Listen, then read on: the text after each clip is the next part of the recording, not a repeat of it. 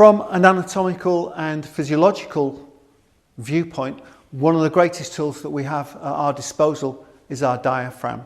So our diaphragm effectively is the lower end of the lungs. So if you grab your lowest rib, just below there, now you can't feel it, you've got your diaphragm here. But if you put the backs of your palms on the lower rib cage, take a deep breath in through the nose, and you'll see the ribs and the chest rise, but what you don't feel is that the diaphragm comes down here. Now, as I speak and speak and speak on the same breath, what will happen is my diaphragm will contract back to its default position round about the solar plexus. So as we breathe in deeply, the diaphragm comes down and the lower end of the lungs occupies that area vacated by the diaphragm.